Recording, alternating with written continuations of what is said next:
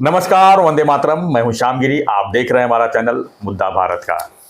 आज हम अपने वीडियो में चर्चा करेंगे शर्मिला ठाकरे मनसे प्रमुख राज ठाकरे की बीवी है। पत्नी शर्मिला ठाकरे ने जो है उद्धव ठाकरे ऊपर ताना कसा है कि एक समय था जब उद्धव जी की वजह से जो है बड़े बड़े नेता जब बाहर होते थे, आज वो खुद बाहर हो गए। यानी उद्धव जी को एक सख्त जबरदस्त ताना दिया है जो शायद उनको काफ़ी परेशान करेगा। ये इसी पर हम चर्चा करेंगे हमारे सहयोगी अनिल थत्ते जी से और जानेंगे कि मनसे और एक तरह से देखा जाए तो पिछले दिनों उन्होंने जो है आदित्य ठाकरे के मामले में जो है काफ़ी उनका सहयोग किया था, लेकिन अब जो है उसका विपरीत उन्होंने दिखाया है। सर, ये देखा जाए तो कभी कभी ऐसा होता है कि उद्धव जी और राज ठाकरे जी साथ में आ जाएंगे, अब करीब आ जाएंगे, जिस तरह से राजनीतिक वक्तव्य होती है, लेकिन अचानक जो है इसमें फिर विस्फोट हो जाते हैं। क्या मानते हैं इसको सर आप? नहीं, उनके साथ में आने की संभावना पहले भी नहीं थी, आज भी नहीं है, कल भी नहीं है जी। क्योंकि राज ने सीधा बता दिया है कि भाई उद्धव विश्वास करने लायक आदमी ही नहीं है, उसके ऊपर विश्वास नहीं रख सकते और विश्वासघात की ही उसकी परंपरा है। और उद्धव ने तो उनको ढकेला, बाला साहब ने थोड़ा ढकेला जी। बाला साहब तो मरते दम तक उनका सूप पीते थे, उन्होंने लाया हुआ, क्यों ये उनको उपाशी रखता था जी। बाला साहब को खाने पीना नहीं देता था, उनके हाल हाल करता था, वो जल्दी मर जाए करके वो दो हाल करता था उनके, क्या बताऊं अभी। इसलिए राज को सूप लेके जाना पड़ता था। वो बोलते थे अपने लोगों को कि राज को बोलो कम से कम मुझे सूप तो पिलाए, ये लोग मुझे खाना पीना भी नहीं दे रहे। क्या बात सर, लास्ट में बाला साहब की शोकांतिका बहुत बुरी रही। ये उद्धव ठाकरे वगैरह ने सबने उनको बाइकआउट करके लेकर था, देखने को भी नहीं जाते थे। क्या बोले अभी उसके बारे में, कभी बात बाहर आ जाएगी ना तो लोग बोलेंगे कि शिवसेना की छोड़ो, अपने बाप की इन्होंने कभी सेवा नहीं की, कभी मिलते भी नहीं थे उनको 4-4 दिन। वही बोलते थे, अरे कुणीतरी मला बेटा रे, कुणीतरी बघा रे माझ्याकडे। वो नौकर छोड़ के कोई नहीं जाता था। तो राज एक था वो जो सूप लेके जाता था। अभी खाली ऐसा हो गया कि उसने एक जगह गुस्से में बोल दिया कि इनको तो ये खाना देते नहीं थे, तो मैं सूप लेके जाता था और वो मेरे से मांगते थे और बोलते तू बस रे, बस ही थे, मेरे पास कोई बोलने को भी नहीं आता है। ऐसा होता था, उनके हाल करके दे। तो बाला साहब की ज़िंदगी का एंड एकदम ट्रेजिक था जी। और वो इसने उद्धव ही नहीं किया था। तो उद्धव की वो आदत है, वो उद्धव किसी का नहीं होता है, अपने बाप का नहीं हुआ तो दुनिया का क्या होगा। तो सर ऐसा है कि अभी शर्मिला ही अपनी राज की जो बीबी है वो और रश्मि ठाकरे, ये दो अभी बहुएं हैं ठाकरे की। तो ऐसा है कि माँ साहब जो थी, मैं बहुत करीब था उस फैमिली के, देखा है माँ साहब को। माँ साहब वात्सल्य मूर्ति थी एकदम, मतलब माँ जी। एक महाराष्ट्र में पहली माँ थी श्यामची आई, श्याम करके सानी गुरु जी है, उनकी श्यामची आई करके एक कहानी है। वो श्यामची आई के बाद अगर कोई होगी तो माँ साहब जी, बाला साहब की बीवी। वो सब सेवा सैनिकों से बहुत, मतलब माँ ही थी वो सबकी। और ऐसी अपेक्षा थी हमारी कि उनके बाद उनकी बहुएं जो हैं वो भी, वो माँ साहब का जो एक रोल था जी। भाई कोई नेताओं के प्रति बाला साहब नाराज होते थे तो माँ साहब उनको बोलती थी जाने दो, अपना ही जाओ द्या, सोडून द्या। सबको माफ़ करने का काम बाला साहब ने जब भी किया वो माँ साहब के कहने से किया, और माँ साहब का उनके ऊपर अच्छा प्रभाव भी था। और वो उनको कोई एम्बिशन ही नहीं थी जी, उनको एम्बिशन नहीं थी, उनको कुछ राजनीति में जाना नहीं था, कुछ नहीं था। एक संसारी स्त्री, यही उनका रोल था। वो संसार अच्छी तरह से करना चाहती थी और अच्छी तरह से कर रही थी, और उनको मालूम था बाला साहब का काळजी लेना, ये लेना। असल में बाला साहब और जीते थे, अगर माँ साहब और जीती थी ना तो बाला साहब और 10 साल तो पक्के जीते थे, इतनी माँ साहब उनकी काळजी करते थे। मगर ये उद्धव विद्धव को तो वो नहीं है। सर मुझे थोड़े लगा था कि रश्मि वहिनी जो है वो माँ साहब का आदर्श रखेगी, क्योंकि वो उनकी सगी बहू जी तो रखेगी, मगर वो पुलने के लिए बहुत एम्बिशियस हो गई। और उद्धव को तो बाद में मुख्यमंत्री बनाने में उनका ही हाथ है जी। और ये है तो उनका स्वभाव भी अलग है, रश्मि वहिनी का स्वभाव अलग है, वो माँ साहब नहीं बन पाएगी। मगर ये शर्मिला वहिनी जो है ना वो एक है अलग से, मतलब माँ साहब के जो गुण होने चाहिए बहू में, वो असल में आज की तारीख में रश्मि वहिनी में नहीं है, वो शर्मिला वहिनी में है। और राज ठाकरे कैसे है ना, उद्धव जो है ना वो बीबी से डरता है जी। उद्धव का प्रॉब्लम ये है कि वो बीबी से बहुत डरता है, हर एक चीज़ उसको पीछे पूछ के ही करता है। और उनका ये भी, उनको मैं आनंदी भाई बोलता हूँ, ये राघव बताता है उद्धव, तो उनका चलता है वहाँ पर घर में, दादागिरी उनकी चलती है पूरी, ताईगिरी। तो ऐसा है कि उद्धव कोई निर्णय उनको पूछे बिना लेता नहीं, और उनका निर्णय, अभी उद्धव को मुख्यमंत्री बनना नहीं था पहले जी। संजय राउत और एकनाथ जी का नाम था। हाँ। तो उद्धव का कैंडिडेट तो एकनाथ जी था। वो वहीनी ने, रश्मि वहीनी ने बताया उनको कि नहीं तुमको बनना है करके, वो फिर आगे आ गए। तो और बाद में भी वो कारोबार फाइलें मंगाती थी, वो अधिकारियों को बुलाती थी। उद्धव सयाजीराव था, वो भी कुछ देर के बाद वो पैरालिसिस हुआ तो वो भी नहीं कर पाता था। एक आदमी रखा था जो बाला साहब ठाकरे, इसकी उद्धव की साइन कर सकता है, वही साइन करता था।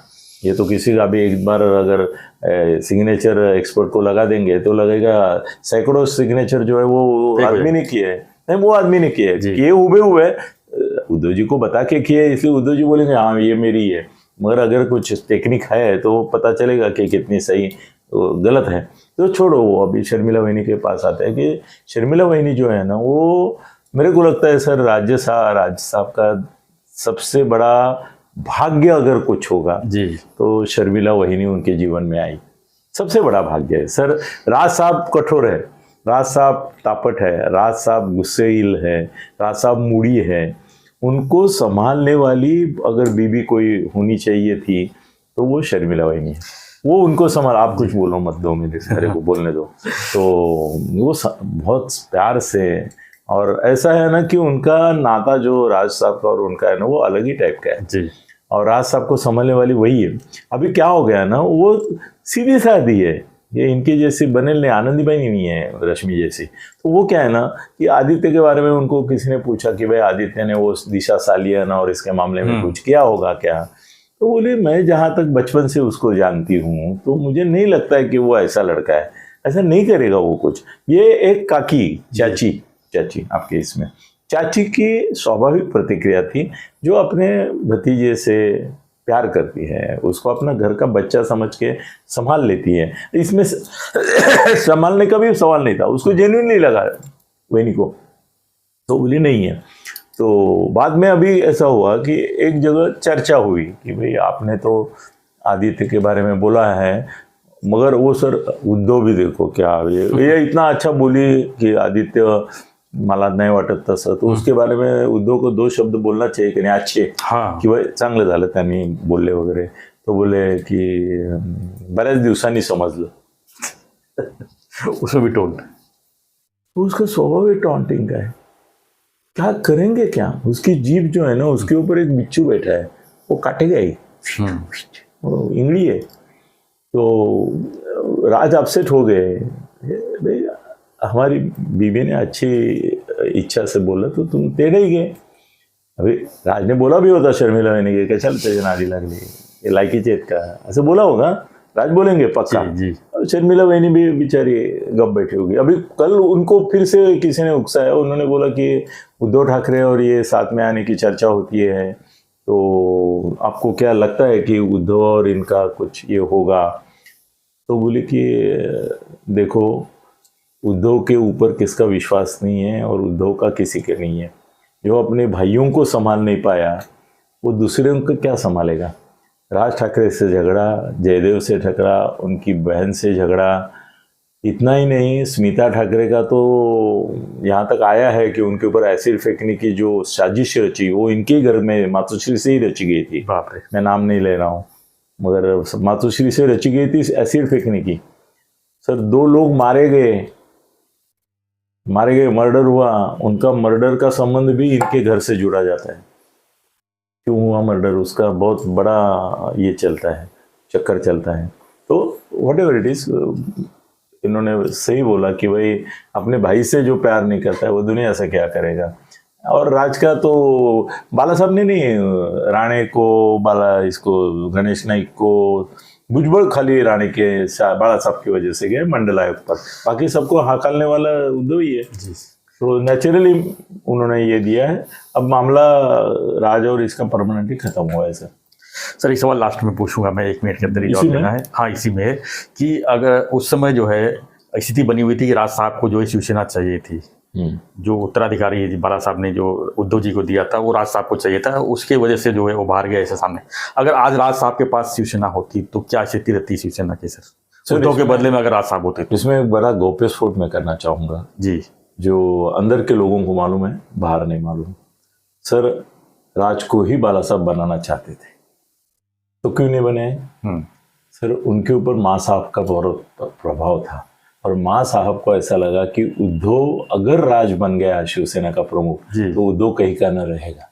इसलिए बाला साहब को वचन दिया माँ साहब ने कि उद्धव को ही वो अध्यक्ष बनाएंगे, वारस बनाएंगे और राज को संभाल लेंगे। मगर ये और उसको बनाने के लिए फिर राज को बोलना पड़ा उनको कि तुम सजेस्ट करो कि ये बने ऐसा। तो माँ साहब ने जिंदगी में सब पुण्य कर्म किए, एक पाप कर्म किया कि इसको बाला साहब को बोल के अध्यक्ष पर बताया। मगर आज अगर शिवसेना का चीफ राज होता जी, राज साहब होते तो सर जो शिवसेना 2020 में टूटी ना, हाँ नहीं 21 में टूटी, 21 में टूटी, अभी 22 और 23 चल रहा है सर। वो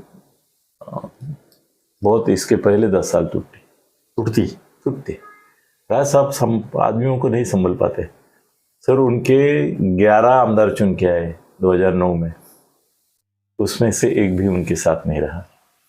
उनके नगर सेवक आ गए, कुछ याद नहीं मुझे, 9 आ गए सर। उनमें से एक छोड़ के बाकी सब छोड़ के गए। नासिक में यही हाल हुआ, जहां जहां इनके चुनाव जीते इनके लोगों ने, वो सब निकल गए। उनके सहयोगी भी, एक अपना सरदेसाई है और 2-3 है खास उनके, वो छोड़ के संदीप देशपांडे है और वो छोड़ के सब निकल गए सर। राज साहब को तो बाला साहब के उत्तराधिकारी कौन होना चाहिए था फिर सर? बाला साहब का? हाँ सर वो नाम लूंगा तो उसकी पुण्य ही नहीं हुई उतनी, मगर मेरी चर्चा उससे हुई थी उस समय। वो चाहता भी था और मालूम नहीं अगर उसने दारू का व्यसन छोड़ा होता तो अच्छा लीडर बन सकता था। वो है जयदेव ठाकरे। तो जयदेव को बहुत एम्बिशन था बनने का, मेरी उससे कई बार बात भी होती थी। वो सर दिलखुलास आदमी है, एकदम दिलखुलास, फ्री वर्ड है और कलंदर आदमी है। अपने पंछी, अपने प्राणी, ये वो उसमें अभी उसने अपना दिल जमा के रखा है। मगर उसकी इच्छा थी जैसी राज की थी, उद्धव की नहीं थी असल में इतना कुछ ये करने की, मगर जयदेव की थी। मगर जयदेव को क्या ना, थोड़ा ड्रिंक का ये होने के कारण थोड़ा वो पीछे पड़ गया बेचारा, और हॉट हेडेड था। और उसकी तो एक कहानी है जो बताऊंगा तो महाराष्ट्र उल्टा का पुल्टा हो जाएगा।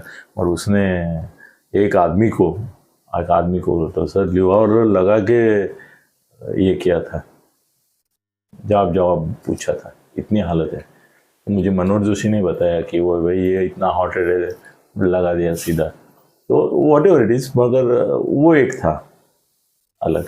मगर राज बनते थे सर, थोड़ा स्वभाव में उनको परिवर्तन करना चाहिए, सबको संभालना चाहिए सर। उनका कैसे ना, राज लाख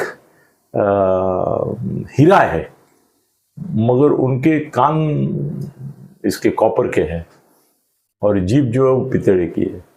मतलब बहुत तरीके से बोलते हैं ना, आदमी दुखी हो जाता है। उनके अपने लोग भी दुखी हो जाते हैं और हल्के कान के, पटकन कोई बोलता है तो सुन लेते हैं। उद्धव तो है ही, उद्धव को तो कान ही नहीं है, बोग ही है, उसमें कुछ भी डालो चलता जाता है। चलो सर, आज बहुत थैंक यू सर, मार करने का बहुत इंतजाम करके रखा है। हमारी चर्चा के ऊपर आपकी क्या प्रतिक्रिया है जरूर कमेंट बॉक्स में लिखिए और बने रहिए हमारे साथ, देखते रहिए हमारा चैनल मुद्दा भारत का। धन्यवाद। जय हिंद, जय श्री राम। जय श्री राम।